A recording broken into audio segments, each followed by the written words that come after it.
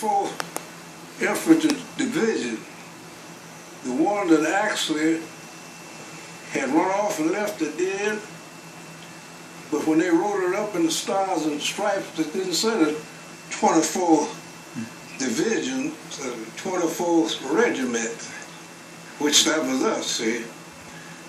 They had a reporter there, a white reporter, had wrote that article and put it in the Stars and Stripes and corrected it and said it wasn't the 24th Infantry Regiment, it was the 24th Division. And MacArthur had made a call at Korea to send that reporter to Japan. They were going to shoot him. And the guy that answered the telephone told him he couldn't do that. He wanted to know why. He said because the reporter got killed last night. And he wanted to kill that story, but it was already out there. Mm-hmm. You see, they could write anything. All those books that was wrote. Whenever they mentioned the 24th, it was very rare that it was something positive they did. You could have been in the biggest battle of the war. They played it down. They said that the blacks were scared of the dark. They wouldn't fight at night. And they throw their weapons away and run away. It was just one thing I wanted to know. Where were you going to run to? That's a good question. You had just as many enemies behind you had in front of you. You had a lot of running to do, right? So you might as well fight, right? That's right. Look at it. Every regiment in Korea ran. The 27 ran. When you outgoing, what you gonna do? Yeah, because you wanna be able to see another day. The things that the guys wrote, they wasn't even in Korea, Norway. That some of their friends told them that, because when I went to the 27, them guys questioned me real closely. They had heard about that. So I just told them one thing, just watch my action while I'm here. So when you all returned home, what was that like? Well, when I come home, it was all right. I mean, I come on to a hero's welcome. We had a ticket tape parade out there in Seattle, Washington. Is that right? But the Army was supposed to have been integrated at that time. It was integrated in Korea. That's when they integrated the Army. Didn't have no problem. When I went to the 27, all white, I didn't have no problem at all. That's why I said today, when they talk about gays in the military and all the disturbance going to cause, when they desegregated the Army in Korea in the middle of a war, wasn't no problem. But, so the 24th at the time, it was all black because of segregation? Yeah. Okay. It was all black troops, white officers. The 24th had some good white officers. But they had some rotten white officers. Anytime a white officer mess up in a white outfit, for his punishment, they send him to the 24th. When he come to the 24th, he wanted to dog the guys around, and wasn't nobody going for that. You had to get him out of there right away to take him out there in a body bag. Right, because basically you guys already knew what you were supposed to be doing. See, you had white officers you didn't trust. I had one white officer, my friend today. He was my platoon leader, Colonel Ira Rochelle, real soldier. Didn't nobody never have a problem out of him, but some of them other second lieutenants come there, half drunks and dope addicts and things.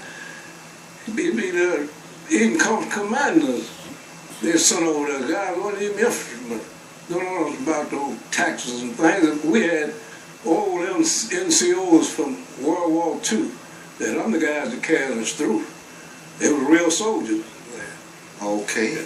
Yes, sir. Y'all can just jump in now. I just wanted to... Because I don't know all the questions to ask. Y'all the ones with the information. Sergeant Williams just said, when he spoke of running, there's no such thing as running in the military, in war. There's a thing called, and it's a military thing, it's called withdrawal. And you don't do that unless given the commandment to do so. Okay. If you do it other than being given a command to do so, you're a court-martial. So that thing is a lie, running. Okay. Get no way. All right. That makes it much clearer. And again, about the two divisions. One is 24th Infantry Regiment, all black. there was a 24th Infantry Division, all white. I got documented proof right here in this bag that they laid down their guns and left them and ran and were captured.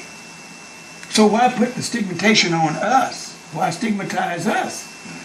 Tell the truth. Whatever happened to that division commander? Was that General Dean, King. the one that got King. captured? King. Right. General got King. captured. Their division commander was captured. And the divisions was dispersed. They were the first Group that entered into Korea. But they won't tell that story. They Okay. stigmatize us, Yeah. and for a lifetime we got to put up with that Yeah. kind of a thing. And most of the writers too, they interviewed soldiers I've got the in information PX. right here in this Yeah. bag. The truth of what happened. Well, I believe Right you. in this bag here. we may not have all the We time may not for it, read but it, but since you it's got it, yeah, documented and everything else. I'm sure So you know see, exactly what you're talking about. I don't like doing this, but evening news, you can have one flag if you want us to enter this into it.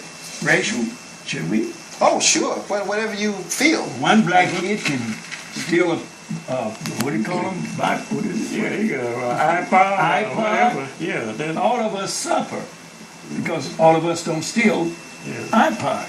You see what I'm saying? But when it comes down to their people, you can be a serial killer. Yeah. But all are not serial killers. Yeah. All white people are not serial killers. You know, I like So to we add, got to divide this thing up and get it right. You know? I like to add on that too, because I spent 9 months on the front. I think probably longer than anyone here. 9 months on the front 9 line? months straight. Okay. That's like as a rifleman, 17 years old. On my 18th birthday, I'd been on the front line 4 months, and I had 5 more to go. So I saw many come in, replacements, come in, and they used to get in around 2 o'clock or 3 o'clock with sea ration and ammo and water and whatever. And the next morning, usually the Chinese and North Korea, they hit at night. And they're about as close as we are to this camera before you actually see them. They were good fighters. The only reason why we're sitting here today, because I'm sitting here today, is because of our air power. We had superiority in air power. We had artillery. If they had had what we had, it probably would have developed into a Third World War. As for fighters, as for officers, I was lucky. I had a Lieutenant Hale. He was from Oklahoma.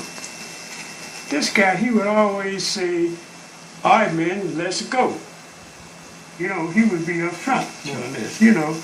And now I had one officer who actually, he would discover holding a wounded man in front of him.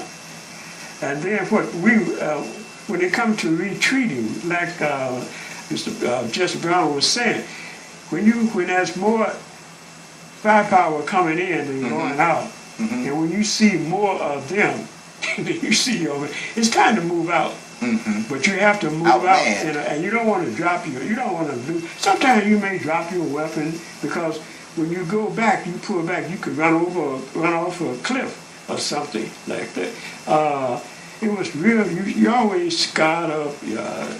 You're hungry half the time. You never get enough to eat. Korea is a mountainous country, so that means you have to crawl up them mountains. At the same time, the enemy who is already there, they are shooting at you. They are throwing hand grenades, they're rolling down, and they're exploding, right? You know, they're killing you. And when you get to the top of that hill, you usually see them running, you know, trying to take cover, so forth.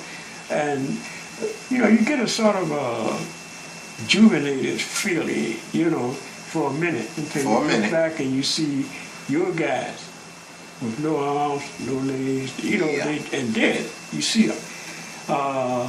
It was on the reception on coming back to the States here, it was, to me, it was just like Mr. Williams said.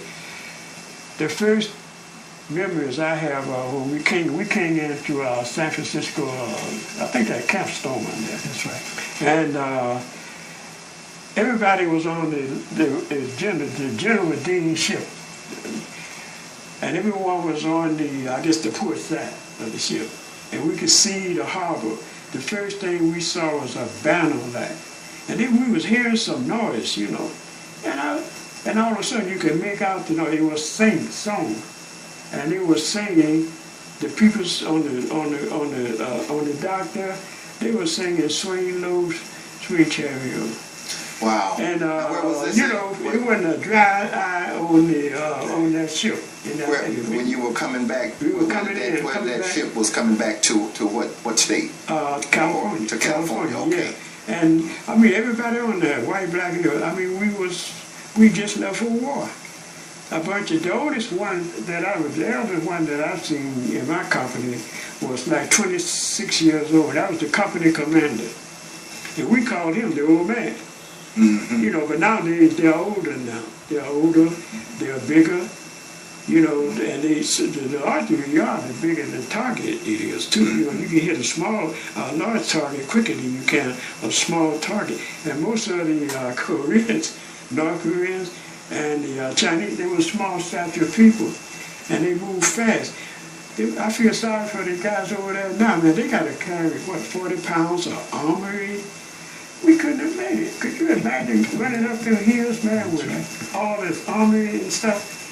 I mean, somebody's cleaning up on that, but I don't know, maybe they have maybe they got some superfood. Maybe they eat some superfood. Maybe so, but see, they have a better break than we did, than the guys in the First World War, the Second World War, because, well, we fought a conventional war. And by that you mean? You see your enemy every night and every day. During the day we attack. We go on the offense. Like James was saying, it's like zigzagging back and forth. We push them up and they'll counterattack and push us back. And it just went on for 3 years. We were the second combat unit to enter Korea. So the 24th Infantry Regiment was on the front line for 14 months. If you can just picture, you know, once upon a time we were sort of banned from basketball, football, but now, you know, most of the stars of football players or basketball players are black. So the same thing, we had that agility, and I mean, I don't mean to take anything away from the other guys, you know, the other fighters, but you can imagine, I mean, you got a bunch of black guys, and it's hard to see us at night. The Chinese, they'll get sometimes they get as close as you and I. They'll fall in your hole. I mean, I'm glad. You know, they don't see the hole, they just charge it. Mm-hmm. We see them charging us. They don't have no weapon. Some didn't have a weapon. They would wait till one of their comrades get hit, which they did, you know, they picked up their weapon. But the ones who didn't have weapons, they had, I think I heard once they had about 10 or 12 rounds carried in their pocket. So when they pick up their fallen comrade weapon, they would, you know, they have some ammunition to wow. I want to. That is really close combat. Yeah, it was like. Yes, sir, Mr. Melody. I want to mention something here because I've been interested in pulling up Black history. I got quite angry when. Was it 2 years ago that they had this shooting on the base down in Texas? Okay. And it's the worst incident that has ever happened on a military base in the United States. 1944, they annihilated an entire black regiment down in Alabama. It does not exist today. I was able to get this information off the History Channel in 2008, and they stated on there that it would never be shown again. I cannot find that now. They eliminate history and then try to say they're coming up with something new, and it's not true. It's different for the soldiers who went out in World War II and the German soldiers, where you might have a prisoner of war. For the black soldiers, their instructions were to kill us, not take him prisoner. If he's down, you kill him. So we had to learn how to survive. and we come back and they talk about, you know, well, like we didn't exist or we didn't do anything, and that's not enough. I'm interested in them saying what their experience was coming back on the West Coast. I was here in the States down south. I could not wear a uniform in town. There was only 3 people down there they didn't like. That was Yankees, blacks, and soldiers. I wore my uniform. What states were you? I was in Shreveport, Louisiana for Okay. 3 years, 1 month, 8 days, 3 hours and 35 minutes. I wore a uniform in town 3 times. Once when I first got there, and 2 times that I couldn't avoid it. Most of the people did not know I was in service down there. You know, that's something we encountered. I know that I encountered that in Fort Leonard Wood when I returned. But you know what, we have a lot, some of that blame is on us. It took me 33 years before I began talking to anyone about my personal experience. Sergeant William James that he remembered. And that was when we came together and formed the 24th Infantry Regiment Association. We had guys that was at work. Yeah, right in Chicago. But then they had, we were nationwide. But then we had guys that worked at the post office 20 years, side by side. And they didn't know because we never talked about that stuff. One thing is now, I found out that we have to write our own history. It's not the responsibility of someone else to write our history. They don't know our history. They're getting it second-handed. You know, I admire them for their efforts, you know, but they don't know.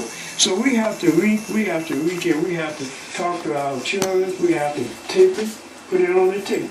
You know, whatever comes to you. Different other people, you know. That was the hardest thing I've done. I ever done in my life, was to write about my personal experience. Of course, you can't put everything in it, but it took 3 years to write that book. And the reason I started was one of my nephews had joined the service, and he was being sent to Korea, and we were talking, he home on federal right. And one of his sisters said, well, you're not going to like Texas. She thought that Korea was a city in Texas. So you know, kids, everybody started laughing. And she said, well, I don't know. Nobody never told me anything about Korea. Uncle Jimmy, I know you was in the service, but you never told us nothing. I thought all blacks in the service was a stevedore or something. In the Navy, they were stewards or something like that, you know. So I decided to write about my experience. Writing about your own personal experience is just like walking up to a blank canvas and draw or paint something on there. It's like reliving things that you hopefully forget. And I'm glad you were able to do that. My director just let me know that we have 5 minutes to go, so if there's anything else you guys want to say, you can kind of conjure it up, because we can do it in the next 5 minutes. But I'm glad you wrote that book, because it helped to free me as well. Because I grew up seeing my father go through war tactics in the house, and at 9 or 8 years old, you're quite confused as to what is going on.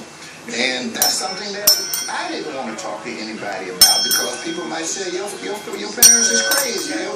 So when I saw that book, I said, And I got the book, and I walked around it for 8 months, because it was bringing back to me what I saw my dad go through. So then I read the book, and it was a freeing type of a feeling that I had, because I wasn't the only one. I could talk to somebody about this, because nobody really wanted to talk about it. That's the word I'm searching for, therapeutic, because nobody wanted to talk about it. My sisters didn't want to talk about it with me. My mom didn't want to talk about it with me. My uncles, my father's brother, they didn't want to talk about it. So, you know, I didn't have anybody to talk to it about.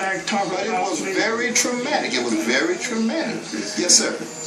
You know what? And we got 5 minutes, so if y'all want to just jump in. I'll tell anybody, if you find a man talking about the war and what he did, they probably didn't do nothing. We get caught in between. Every day we had to walk over dead bodies. I'm sure. Most of them were civilians, innocent civilians. So that's going on and on, even especially more so now. I want to add one last thing to Yes, sir. We still got time. Let me know when we got down to 1 minute. Let me know. I'll be real brief. To look back on our life as black soldiers in the United States Army. So everybody watching about prostate. Okay. But Al Brown the one started that. So this thing coming over here at night, saying he did something. Al Brown started to drop it. He's been all over Africa. Do you understand that? Fighting Al for Brown. foreign people to protect and give them rights. Dedication to From oppression is what they were telling us. Right. We were oppressed at the same time while we were trying to free another out. And you know how That's like 2 wars in 1. Yes, Lady. was 2 wars in and you one. know how the Chinese would drop those leaflets ladies and gentlemen. Now. with figures of a black man or a black And, woman being lynched or burned. To my They would drop brother. those leaflets on our position. Stand. Something to think about, huh? Yeah, you know. Stand and And saved my life. I guess I'll tell you. You know, and then we also my get brother saved my newspapers, life. clippings Right about here. incidents that's happening in I'm a Mississippi. Stanberry. The struggle of the Civil. So we had 2 fights. We fought there. He's the and then nephew we of had the- only there we Thomas had weapons. Means. But here, Barbecue 2 wars sauce. in 1. The barbecue sauce over there. Was 2 wars in Look one. at 3 State wars, Street. really. Y'all You know Bay what? Street.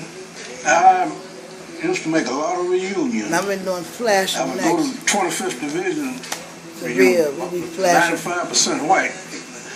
I had them old white guys come up, shake my hand, Little and apologize to butterfly. me Yeah. for what happened to us in Japan and in Korea. He said, I know what you guys went through because I was a part of it. And I want to apologize. and it was out of Forgive the me, you know. My sister. You know, I'm really surprised. really out of the Right, Maxine. right. I know that was kind of surprising when he said that. See, when somebody come out and write outright lies about How did you feel when he did that? when Yeah, I you know. I've already done a apologize, chili Yeah. mac. I accept I can it. do a chili mac. Okay. But I know I can do guys a from chili the mac. regiment I just did don't without the have meat. nothing to do with them That was period. good. I can do the And chili they've mac. asked to be And I can do the forgiven, so I chest fries. figure Little Marie chin chin chin I'm a chin. man Chest enough to fries. forgive them. Ladies and gentlemen. Yeah. But I would Chest never want to see it fries. happen It again. means No, that man. you sit Well, we're under 1 minute. chest Go ahead. I think we got time. I say this to the We'll world. just go off And you're talking, drinking y'all. coffee, We'll just you go know. off talking. You're drinking coffee from 24th Infantry Africa. Regiment, the You don't last even of the care about Buffalo soldiers, Starbucks. did Not not after ever run what? off and leave a gun. You'd be a fool to run off and leave your gun if somebody's got You're not it using after bedroom in you. Starbucks. You would leave it. You wouldn't run off and leave it. That's why we had the so red movement. that's too. a lie. They And I laid hope people down. would understand that Like y'all we know, never ran off and 79th left a Street, gun. they laid Well, down. I think they heard that. Nigga I think they heard that one really, But, you really know, good. And that's purple- my signal to purple keep on talking. the wings. MacArthur also withdrew. Color purple. They Okay. called it strategic. And the Marines. Okay. Don't forget the Marines. Although they call it strategic withdrawal. For real, or my brother, fighting their way Renzelee back. Stanberry, Yeah, you know, Make us look he's bad in, is all he's it's in the about. penitentiary. Yes, no, Well, I rape. thank you all. 125 years they give my brother. My brother is so still that in somebody there. like me can grow up. My I name thank you all for Whitecastle. He said, "Now everything that you did. White. I guess I see that imam was so That's why we're jealous of having him. this show. He This is said, my way I see if of he's saying gonna thank do you. the imam in the And to my white dad, penitentiary. Mr. Emmett Johnson Sr., He saying said, thank I you. wonder if that imam Because we had to at have a all way white to grow castle up place. and see some And things. now he got my brother this in is a an little bit I can do to all give back. whites. You know, and we're going to try to continue this. There are other men that He are right not too. here today. We hope to get them in future At least he shows, and we can teaching something. all He ain't collaborate working for him no more. and bring more Teach history. out there. Because, like Mr. So I Bellamy said, said, you know it's what? all about the history, and it's like You what don't you be said. no imam Mr. though. Moore, The we other have to priest write got our so history mad. He got so that mad we about will the know the truth. Ramadan. And This so thing here was I about the thank you priest all getting again mad about the Ramadan. for coming out. Thank you. Look at my brother skip out the So much penitentiary. shot. He can, Thanks for he's that. enough is enough. Enough is enough. Enough is enough.